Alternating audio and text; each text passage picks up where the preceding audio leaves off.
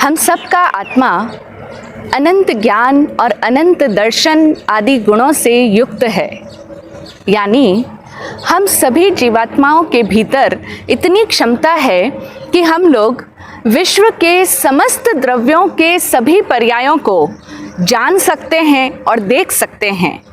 इतनी असीम योग्यता हमारी आत्मा के भीतर मौजूद है।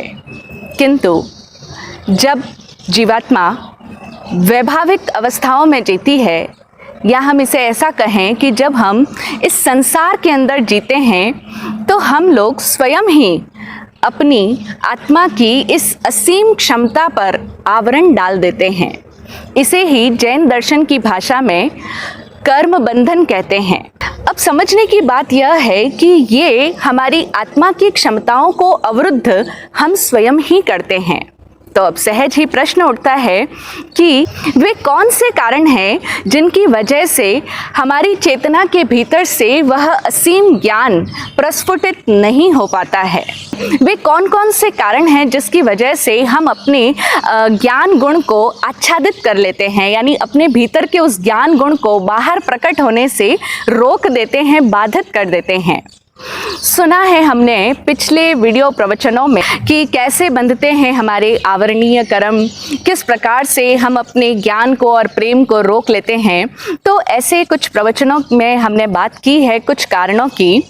सबसे पहला कारण ज्ञानावरणीय कर्म बंधन का, जब एक व्यक्ति बहुत सारे अनावश्यक विषयों में रस लेता है, बहुत सारी व्यर्थ की बातों को जानने में जब एक इंसान बहुत ज़्यादा रुचि दिखाता है, तब वह अपनी आत्मा के उस ज्ञान गुण को आच्छादित कर देता है। दूसरा कारण, जब एक इंसान जो कुछ भी बातें देखता है लेकिन स्वयं अनुभव नहीं करता है और बिना जाने ही उन बातों को मान लेता है, अथवा बिना जाने ही किन्हीं बातों को नकारने लग जाता है, यानी या तो वो सुनी सुनाई बातों को देख करके स्वयं भी उन्हीं को सच मानने लग जाता है। इसको हम कहते हैं कि जैसे ब्लाइंड फॉलोअर बन जाते हैं, अंधी मान्यताएं बना लेते हैं। किसी ने कहा ये व्यक्ति बहुत बढ़िया है, इतना महान है, ये चीज़, ये ब्रांड सबसे अच्छा है। हमने स्वयं ने जाना नहीं, अनुभव नहीं किया, प्रयोग नहीं किया और बस सुनी सुनाई बातों को मान लिया और फिर उन बातों को मान करके बैठ गए, अंधी मान्यता बना ली, अंध श्रद्धालु हो गए, यानी ब्लाइंड फेथ करने लग गए। तो जब एक व्यक्ति बिना जाने किसी बात को मान लेता है अथवा बिना जाने किसी बात को नकार देता है, यानी या तो ब्लाइंड फॉलोअर बन जाएगा या फिर बिल्कुल सिरे से ही उसको डिनाई करने लग जाएगा, लोगों की बातों का वैर विरोध करने लग जाएगा। स्वयं ने जाना नहीं लेकिन पहले ही उन बातों को क्रॉस कर दिया, उसका विरोध करना शुरू कर दिया। तो ऐसी दोनों ही अवस्थाओं में इंसान अपने भीतर के ज्ञान गुण पर आवरण डाल देता है, स्वयं ही अपने ज्ञान पर पर्दा डाल देता है। तीसरा कारण है कि जब एक व्यक्ति किसी भी ज्ञानी इंसान का अपमान करता है, जब हम किसी ज्ञानी व्यक्ति का तिरस्कार करते हैं, उसके ज्ञान की अवमानना करते हैं, उनके ज्ञान की आशातना करते हैं, तब भी हम अपने लिए ज्ञानावरणीय कर्म का बंधन कर लेते हैं। ज्ञानी का और ज्ञान का अविनय और आशातना न हो, ये बात बहुत प्रचलित है। लेकिन इसका एक दूसरा पहलू और है जो शायद हमारे समझने में न आया हो, कि हमें सिर्फ दूसरों का अपमान नहीं करना है, बल्कि हमें स्वयं अपने भीतर जो ज्ञान निहित है उसका भी अपमान नहीं करना है। और हो जाती है हमसे कई बार ऐसी भूलें कि हम स्वयं अपने ही ज्ञान का अपमान कर देते हैं, हम स्वयं अपने ही ज्ञान का अनादर करते हैं, अपने विवेक का अनादर कर देते हैं। कैसे करते हैं? हम देखें ना, हम सबको पता है कि हमें झूठ नहीं बोलना चाहिए। बिना मतलब छोटी छोटी बातों में क्यों झूठ बोलना, सबको पता है ना, सबको इस बात का विवेक है, ज्ञान है, समझ है। लेकिन फिर भी हम लोग अपनी समझ का अनादर कर देते हैं और कभी भयवश या फिर कभी कोई लालचवश, प्रलोभनवश हम झूठ बोल देते हैं।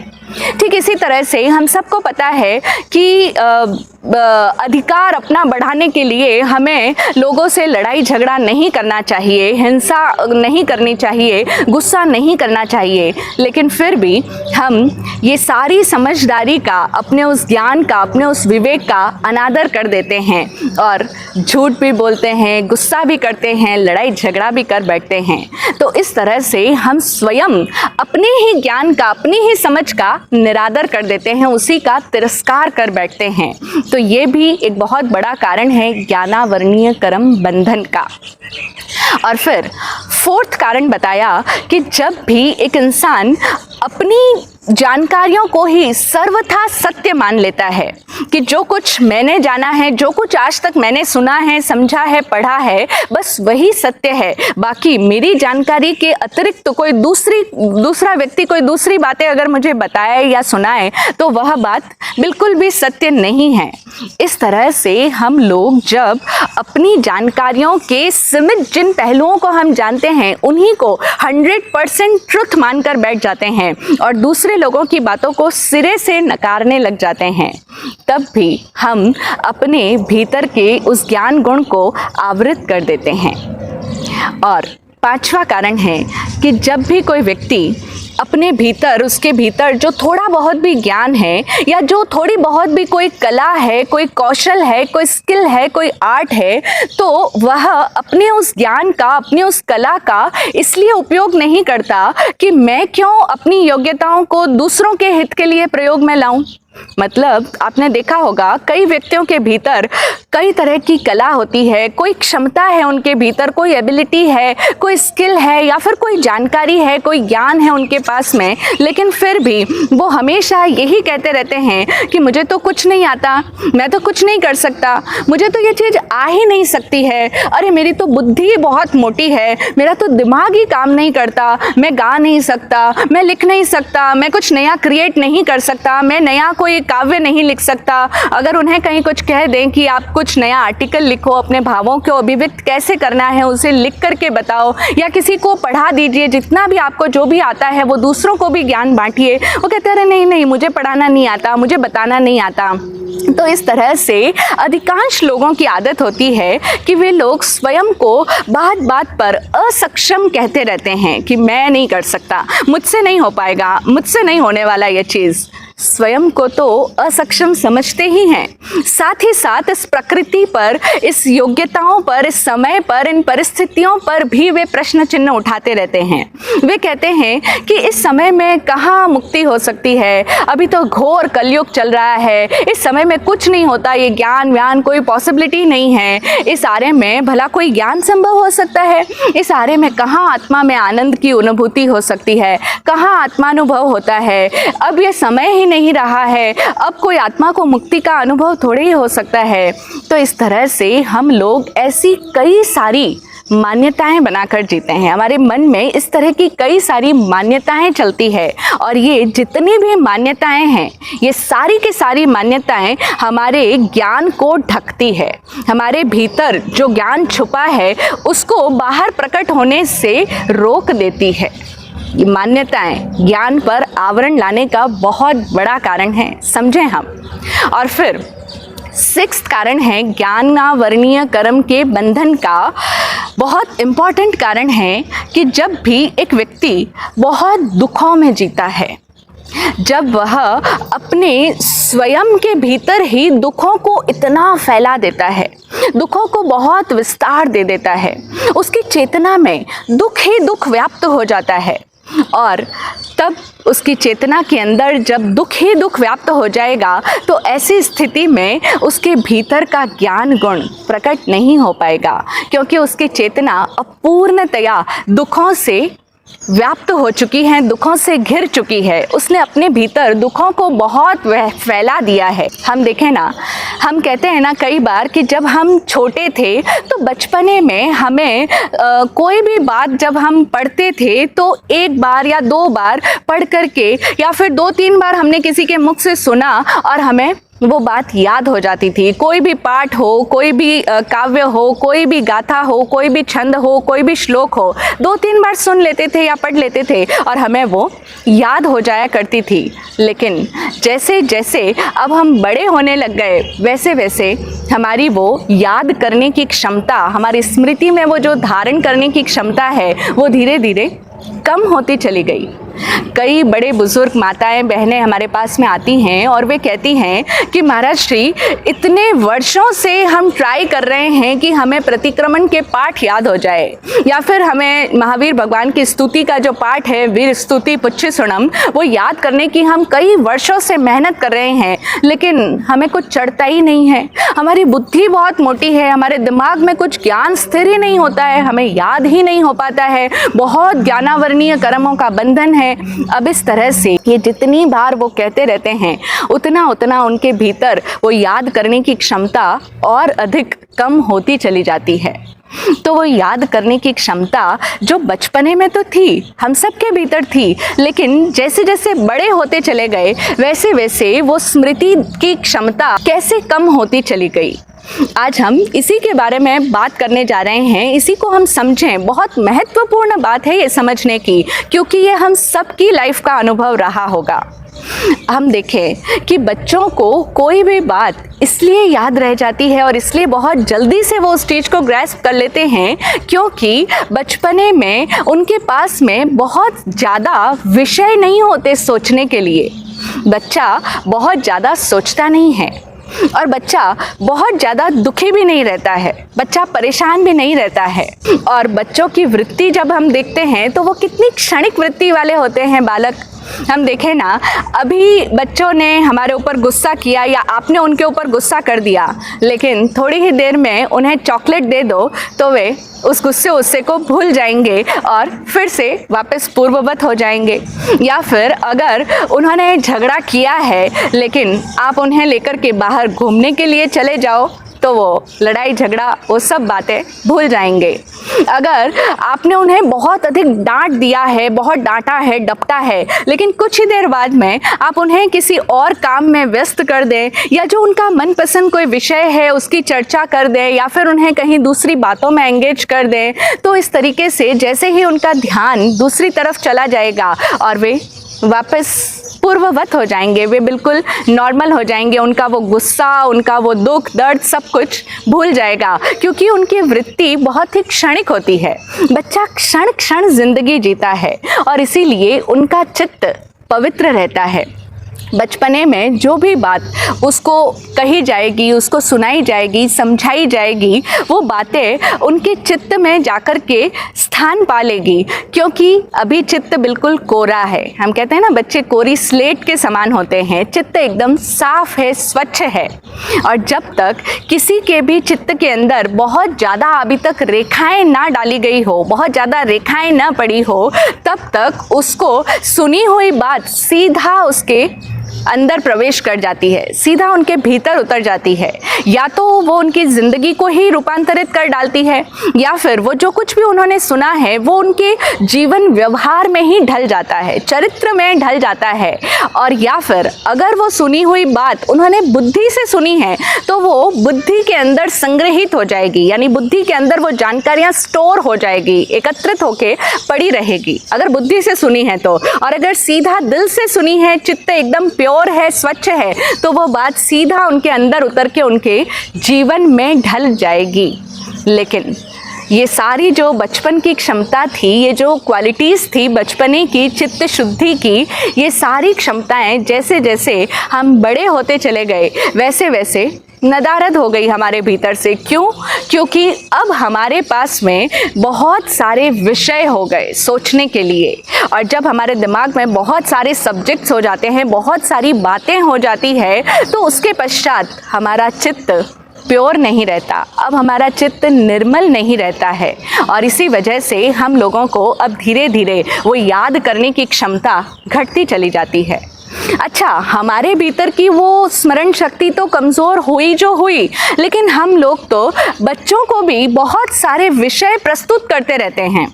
आपने भी देखा होगा कई सारे पेरेंट्स होते हैं, वो अपने बच्चों को हर बात में टोकते रहते हैं। अरे तू कुछ पढ़ता नहीं है, तेरे एग्ज़ाम आने वाले हैं, ज़रा तो सोच, कुछ तो सोचा कर, तेरे को ये पढ़ना है, तेरे को अभी ये करना है, तेरे को वो करना है, आगे के लिए सोच, कौन सा सब्जेक्ट लेना है, आगे इंजीनियर बनना है तो उसके लिए अभी से सोच। बार उन्हें सोचने के लिए प्रस्तुत करते रहते हैं। और ना सिर्फ ये सब बातें पढ़ाई के लिए ही नहीं, बल्कि हम बच्चों को कितना रोक टोक करते हैं। देखो अभी बाहर जाओ तो ऐसे कपड़े पहन के जाना, अभी खेलने जाना है ना तो ये कपड़े बदलो, यहाँ से आए हो तो ये सब इस तरीके से हैंड वॉश करो, ये करो वो करो। इस तरीके से हम उन्हें बहुत सारी बातें उनके दिमाग में भरते ही चले जाते हैं। हम कहते हैं देखो घर में रहो तो अलग ढंग से रहो, बाहर जाना हो तो अलग तरह के एटिकेट्स होते हैं, थोड़ा मैनर्स सीखो, या फिर बाहर जाओ तो बाहर के कपड़े अलग पहनने होते हैं, घर के कपड़े अलग होते हैं, बाहर जाओ तो ज़रा शांत रहा करो, डिसेंट व्यवहार रखा करो, शैतानी मत किया करो। और फिर उसमें भी अगर ननिहाल में गए हो तो वहाँ पर ऐसे ध्यान रखा करो, उनसे ऐसा मत बोलो, दादा के वहाँ पर गए हो तो उनके सामने इस तरीके से रहना चाहिए, उनको इस तरीके की बातें करनी चाहिए। इस तरह से पेरेंट्स अपने बच्चों के दिमाग में बहुत सारी बातें, बहुत सारी व्याख्याएं डालते चले जाते हैं और फिर उनके भीतर ये पक्ष विपक्ष, पक्षपात, भेदभाव, न जाने क्या क्या चीज़ें भरते चले जाते हैं। और इस वजह से उनका चित्त विकृत होने लग जाता है।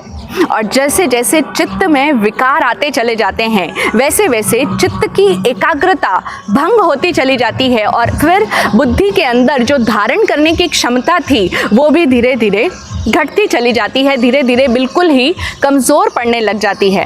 अच्छा, फिर सिर्फ माँ बाप की बातें ही तो उनके माइंड को विचलित नहीं करती। स्कूल में गए, कॉलेजेस में गए तो उनके दोस्तों की बातें हैं, वो सारी दोस्तों की बातें भी अब उनके दिमाग में घर कर चुकी है। अथवा सोशल मीडिया है, टीवी है, मोबाइल है, इंटरनेट है, ये इतना सारा सब कुछ एक्सपोजर है कि उन इतनी सारी बातों को वो अपने दिमाग में बिठा लेते हैं कि अब उनके भीतर के चित्त प्योर और स्वच्छ, निर्मल रह ही नहीं पाते हैं। और तब धीरे धीरे धीरे उनका माइंड इन सारी फालतू की बातों में इतना ज़्यादा इन्वॉल्व हो जाता है कि अब उन्हें आवश्यक विषय याद ही नहीं रह पाते हैं। और इस तरीके से उनके भीतर भी वो जो स्मृति की धारण करने की क्षमता थी वो धीरे धीरे बिल्कुल ही समाप्त होती चली जाती है। हम सब देखते हैं आजकल पेरेंट्स कहते हैं देखो मेरे बच्चों को कंसंट्रेशन पावर नहीं है, फोकस ही नहीं कर पाते हैं बच्चे, ये सब प्रॉब्लम्स क्यों आ रही है? अरे हमने ही तो उनके दिमाग में इतने विषय डाले हैं और फिर जो हमने नहीं डाले वो रही सही कसर सोशल मीडिया ने डाल दी। इधर उधर अपने दोस्तों की बातें हैं, टीवी चैनल्स है, मीडिया है, न्यूज़ है, ये सारी बातें दिमाग को हर समय हम व्यर्थ की बातों से भरते चले जा रहे हैं और इस वजह से आवश्यक को याद नहीं रख पाते हैं। एक बार की बात है, हमारे गुरु महाराज का जीवन का एक ऐसा अनुभव आया उनके साथ में कि वे जब भी कोई प्रवचन देते या कोई ज्ञान ध्यान की बात सुनाते थे तो एक महिला प्रतिदिन उनके प्रवचन में आया करती थी, दोपहर के समय का सत्संग श्रवण करने भी आया करती थी। लेकिन जब भी उनसे कोई सवाल करते कि आपने अभी ये सुना तो इसमें से क्या सीखा, क्या आपने सुना अभी, तो वो कहती कि मैं कुछ सुन नहीं पाती, मैं बहुत ऊंचा सुनती हूँ इसलिए मुझे कुछ समझ नहीं आ रहा। वो कोई भी बात का जवाब नहीं देती, वो कहती मैं बहुत ऊंचा सुनती हूँ, मुझे सुनाई नहीं देती बात कोई भी ढंग से। एक दिन महाराज जी ने उनको धीमे से कहा कि आपके ये हाथ के जो कंगन हैं ये कंगन बहुत सुंदर लग रहे हैं। अब ये बात धीमे स्वरों में भले ही कही गई हो लेकिन उन्होंने बिल्कुल सही ढंग से सुन ली और फिर वो बताने लग गई तुरंत से, अच्छा ये जो मेरे सोने के कंगन है ना, ये तो मेरे उस समय में लिए थे, मैंने आज से 20 वर्ष पहले खरीदे थे, जब मेरे भाई की शादी हुई थी उस समय लिए थे, उस फला दुकान से लिए थे, उसको फिर इस तरीके से कराया था, फिर ऐसे हुआ था, फिर वैसे हुआ था, अच्छा मेरा ये जो नेकलेस है ये भी इस तरीके का है। इस तरह से वो अपने गहनों की बातें बड़े विस्तार के साथ में बताने लग गई।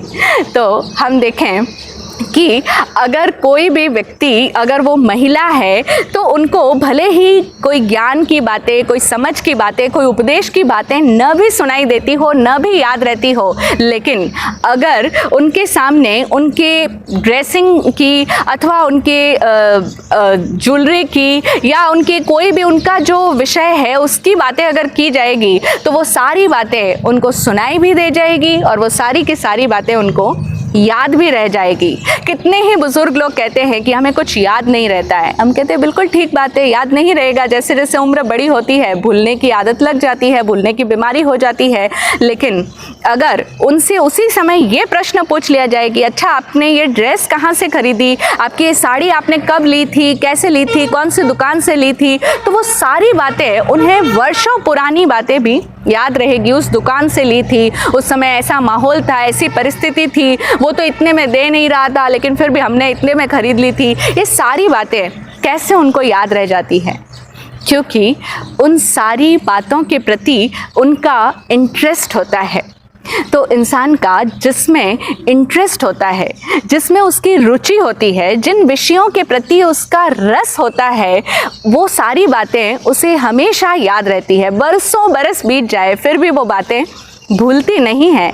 और जिन बातों में हमारा कोई इंटरेस्ट नहीं होता है या फिर जिन चीज़ों को हम महत्व नहीं देते हैं, जिन बातों का हमारे मन में कोई इम्पोर्टेंस नहीं होता है, वो बातें हम बड़ी जल्दी भूल जाते हैं। जैसे वो माताएं कहती है हमें प्रतिक्रमण के पाठ याद नहीं रह पाते, क्योंकि उनके प्रति वो महत्ता का भाव नहीं आता, उनके प्रति वो इतना इंटरेस्ट ही क्रिएट नहीं हो पाता कि वो प्रतिक्रमण के पाठ हुए या वो धर्म की बातें हुई, वो इसीलिए याद नहीं रह पाती है।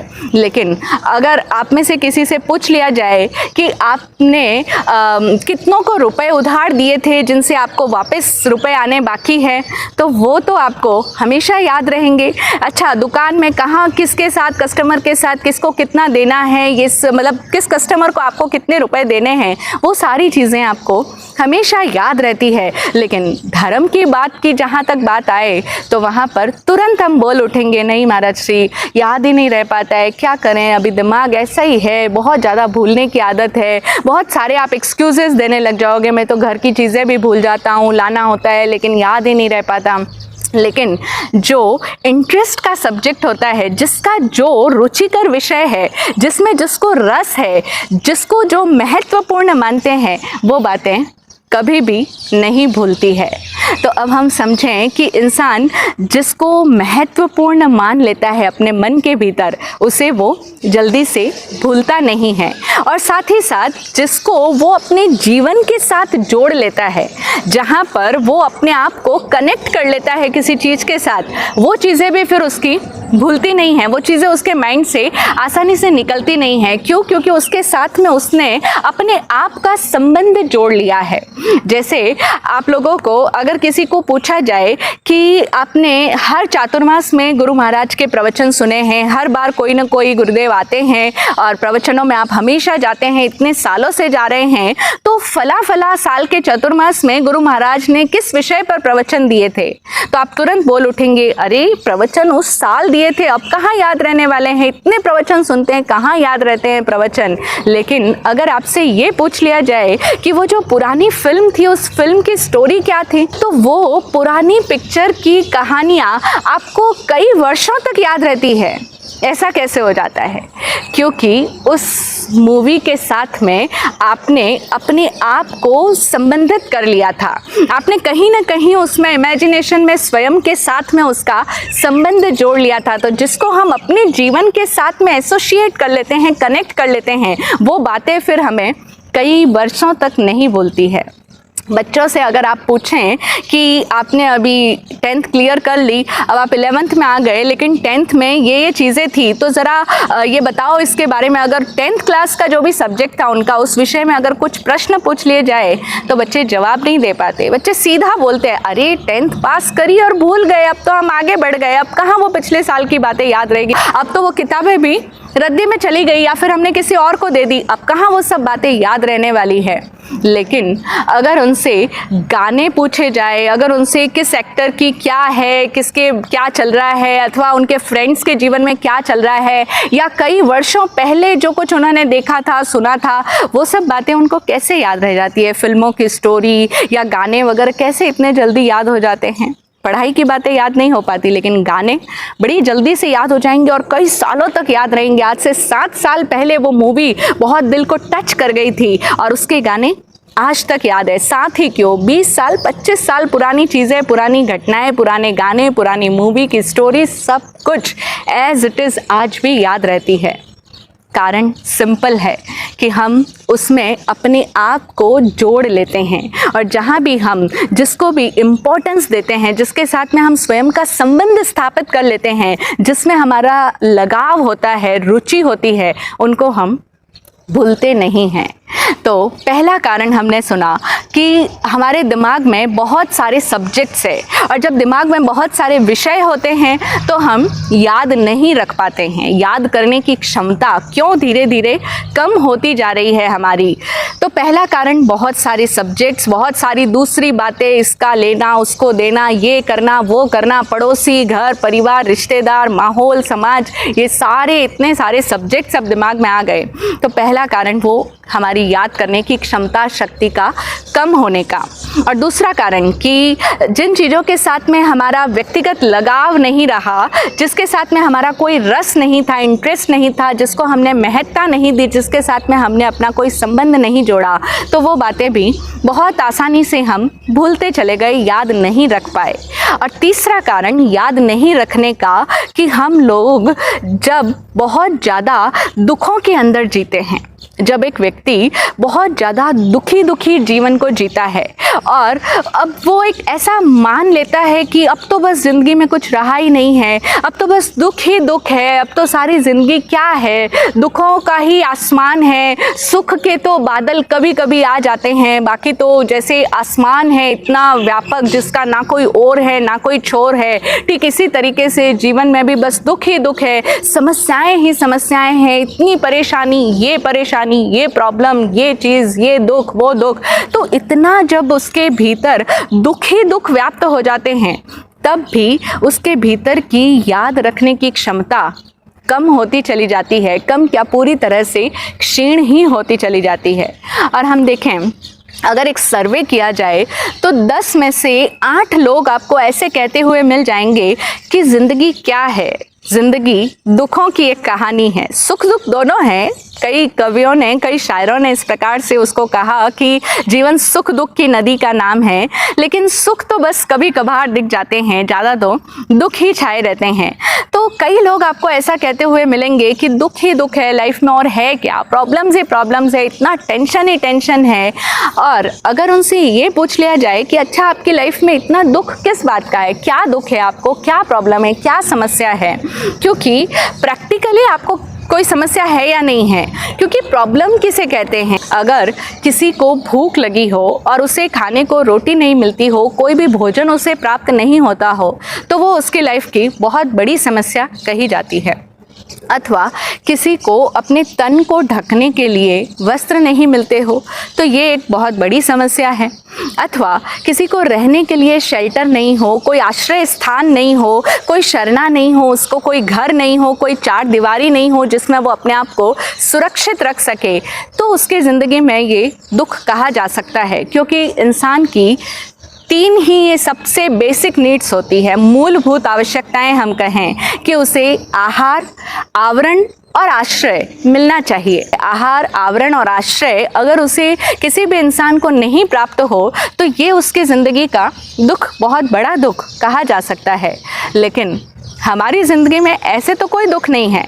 हमारी ज़िंदगी में किस तरह के दुख है कि बड़ा भाई कहता है कि छोटा भाई, घर में 2 ही प्राणी हैं वो लोग तो, लेकिन फिर भी वो तो 4 मंजिला कोठी में रहते हैं।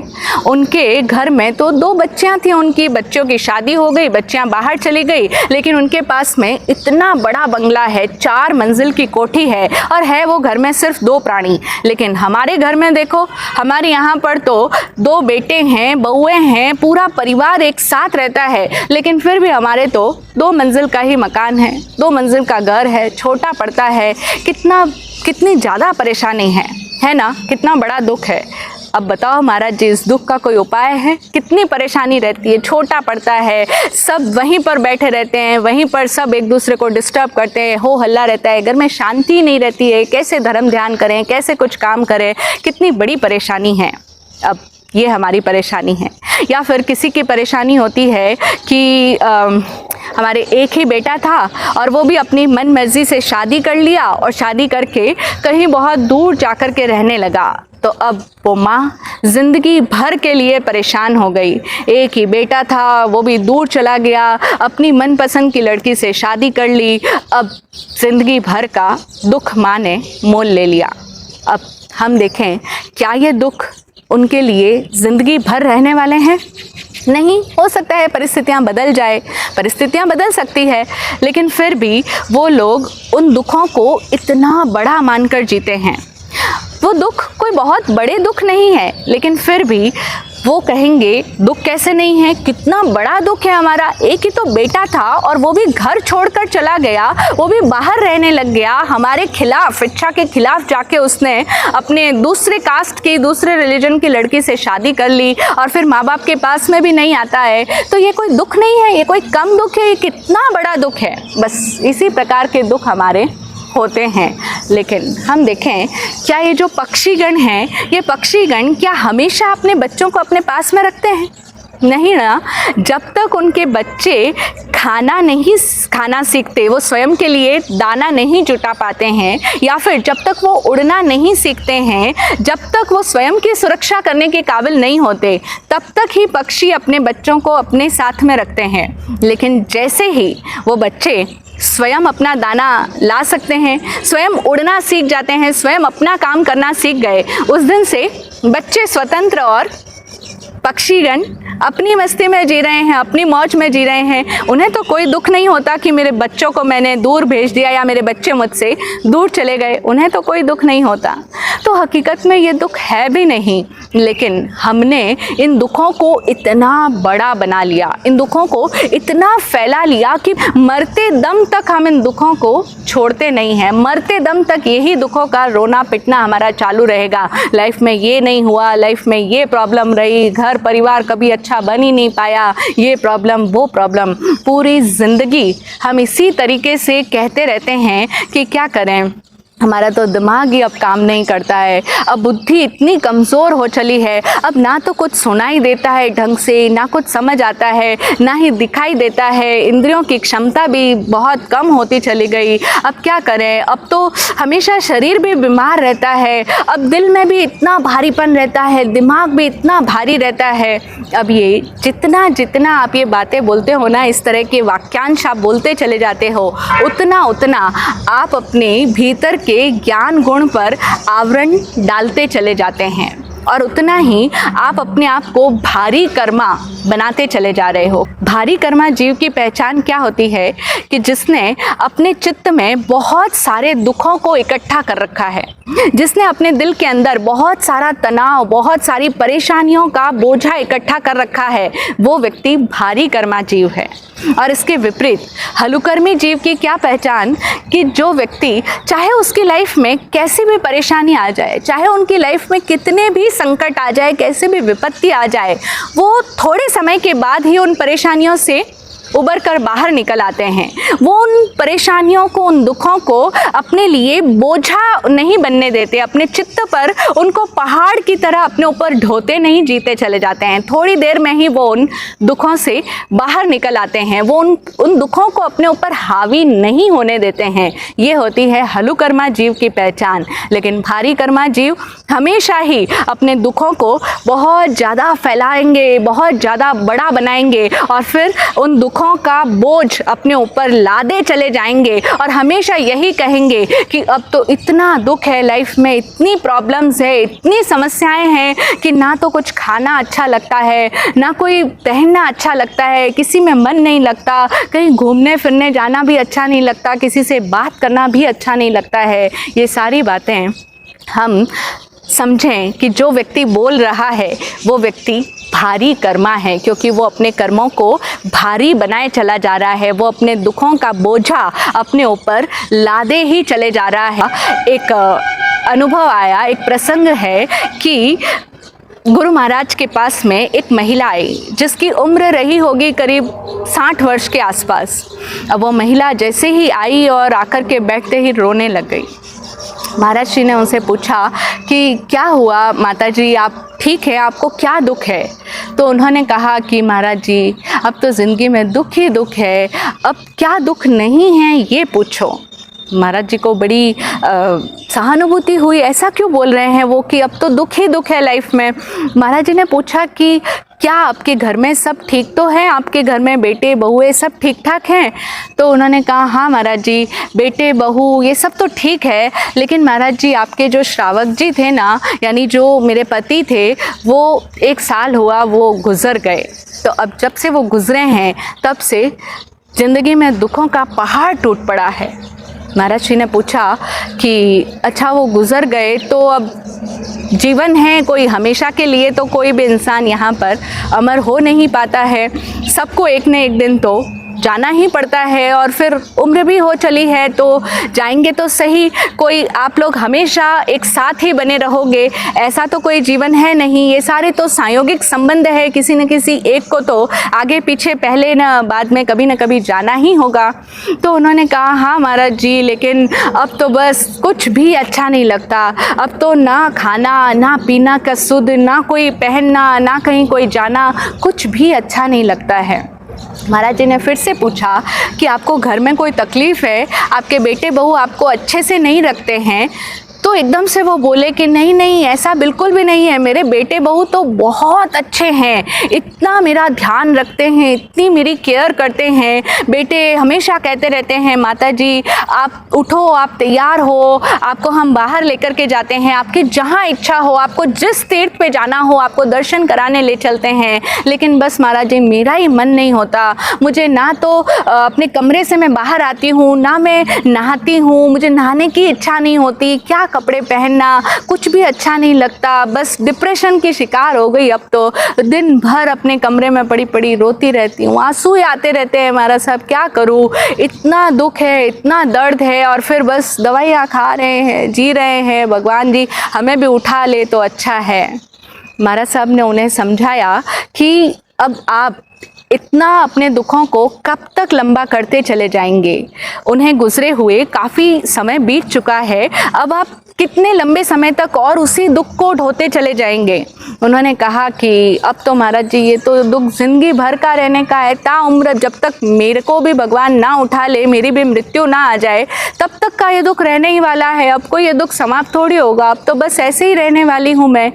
महाराज साहब ने कहा क्यों आप ऐसा रहने वाले हैं, आप अपने जीवन में उन दुखों को ही क्यों देख रहे हैं, जब आप स्वयं कह रहे हैं कि आपके बच्चे, आपकी बहुएं, सब कुछ है आपके घर में और वो आपका इतना ख्याल भी रखते हैं, वो हमेशा आपको मंदिर ले जाने के लिए, आपको स्थानक ले जाने के लिए, आपको अपने मन पसंद की जगह पर ले जाने के लिए, आपको हर कार्य करने के लिए स्वयं आगे होकर के आपकी सेवा में तत्पर हैं, तो आप उन्हें क्यों नहीं देखती, आप सिर्फ अपने उस दुखद अतीत को ही क्यों देखती रहती हैं। जो इंसान चला गया वो अब वापस लौट कर नहीं आने वाले। उन्होंने कहा हाँ, लौट कर तो वापस नहीं आने वाले, ये तो हमें भी पता है महाराज जी, लेकिन क्या करें, शायद मन में कहीं कोई विश्वास, कहीं कोई एक रहता है कि शायद कहीं कुछ हो जाए। अब वो शायद क्या है, हो ही नहीं सकता है, लेकिन वो सत्य को जो उनके सामने है उसको स्वीकार नहीं करना चाहते। जब कोई इंसान अपने दुखों को अपनी पूरी लाइफ में इस तरीके से फैला देता है, इस तरह से विस्तारित कर देता है, तो अब उनको फिर अपना पूरा जीवन भी खाली खाली लगने लगता है। वे माता जी कहने लगी कि अब तो बस जीवन में कुछ रहा ही नहीं, सब खाली खाली लगता है, कहीं कुछ भी अच्छा लगता ही नहीं है, ऐसा लगता है सब खत्म सा हो गया है। उनको कहा कि आपके घर में इतने लोग हैं फिर भी आपको ऐसा महसूस होता है। वो कहते हैं हाँ, घर में तो बेटे हैं, बहू है, पोता पोती सब है, दिन भर दादी दादी करते रहते हैं, लेकिन फिर भी मुझे सब खाली लगता है, क्योंकि अब वो नहीं है ना, तो सारा संसार ही सूना सूना लगता है। ठीक है, होती है ये स्थिति, लेकिन आखिर कब तक, कितने लंबे समय तक अपनी लाइफ में दुखों को लंबियाते चले जाओगे? फिर उनको समझाया तो उन्होंने कहा कि महाराज जी ये दुख तो नहीं छूटेगा, ये तो अब जिस दिन मैं खुद लकड़ी में जलूंगी बस उसी दिन मेरा ये दुख जाएगा, आप ही कोई उपाय बता दो।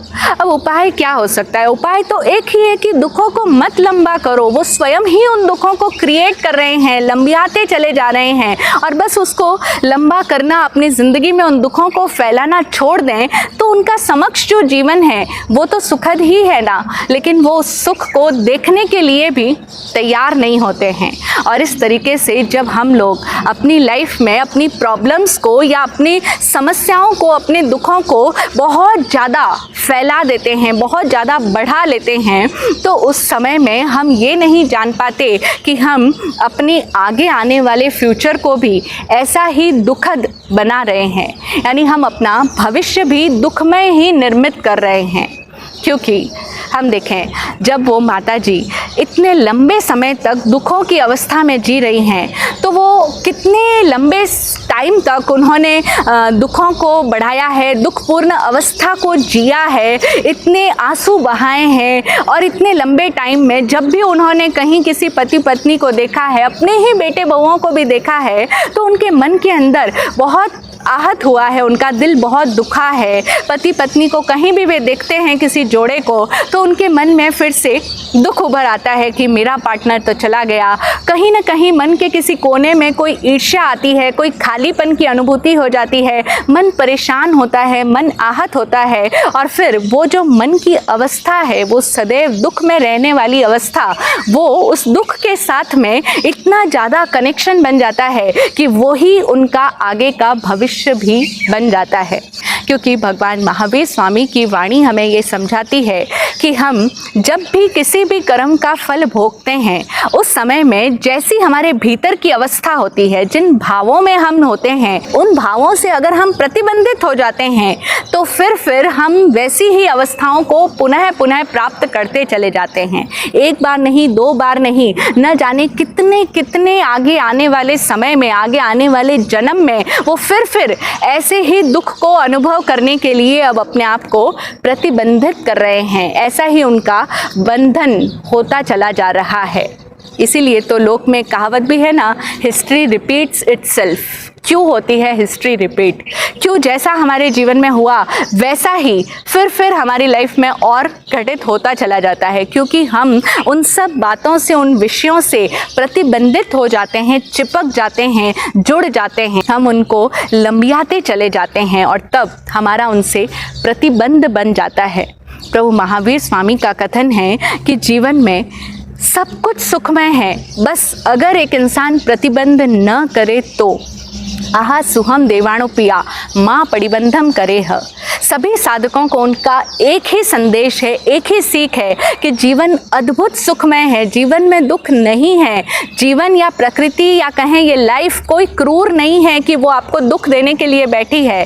कोई ईश्वर, कोई परमात्मा, कोई कर्म भी आपको दंडित करने के लिए नहीं है।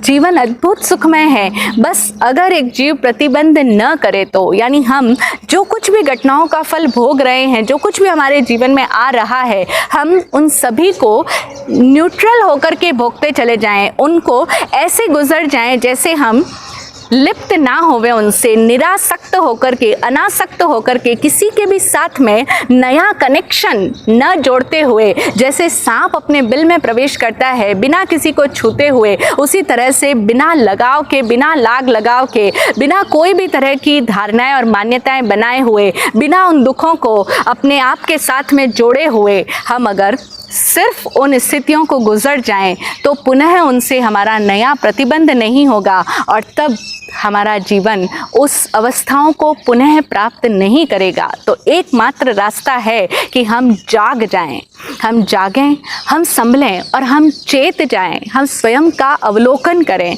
हम प्रतिक्रमण करें। इसीलिए प्रभु महावीर स्वामी ने ये जो प्रतिक्रमण की साधना दी, ये साधना हर इंसान को करना बहुत आवश्यक है। हर एक इंसान की लाइफ में ये चीज़ बहुत इम्पॉर्टेंट है कि वो प्रतिक्रमण करे।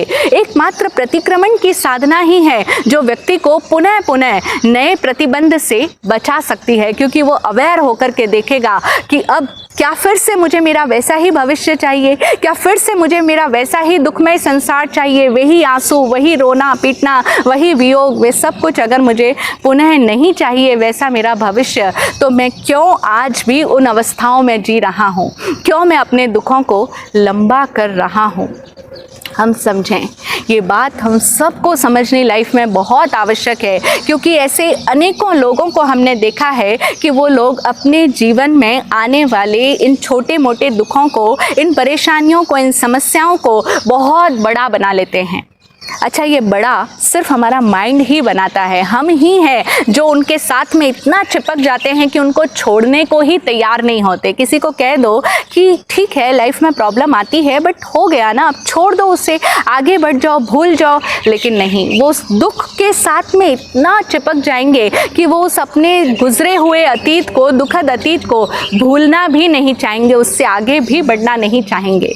लेकिन याद रखें, इन दुखों को विस्तार देना अगर हमने बंद नहीं किया तो हम अपने भविष्य को भी बिगाड़ेंगे और हमारे जीवन में हम निरंतर ज्ञानावर्णीय, दर्शनावर्णीय आदि कर्मों का बंधन करते ही चले जाएंगे और हमारा आत्मा कर्मों के भार से बोझिल होता चला जाएगा और फिर हम निम्न गतियों की तरफ ही आगे बढ़ते चले जाएंगे। क्योंकि इस दुनिया के अंदर सूर्य का प्रकाश और अंधकार, दो चीज़ें एक साथ नहीं रह सकती। ठीक उसी प्रकार से जब तक हमारे चित्त में तनाव है, दुख है, परेशानियां हैं, तब तक हमारे भीतर में ज्ञान का, प्रेम का, भक्ति का उदय हो ही नहीं सकता है। और अगर हमारे जीवन में हम चाहते हैं कि हमारा वो ज्ञान गुण जागे, हमारे ज्ञानावर्णीय कर्म का बंधन क्षीण हो, दूर हो, तो उसके लिए हमें अपनी लाइफ में इन दुखों को बढ़ाना, दुखों को फैलाना आज से ही रोक देना चाहिए। हम सभी अपने भीतर के ज्ञान गुण को अनावृत करें, अपने भीतर के प्रेम को उद्घाटित कर पाएं, यही सद्गुरुदेव से प्रार्थना। जय हो। ओम शांति, ओम शांति।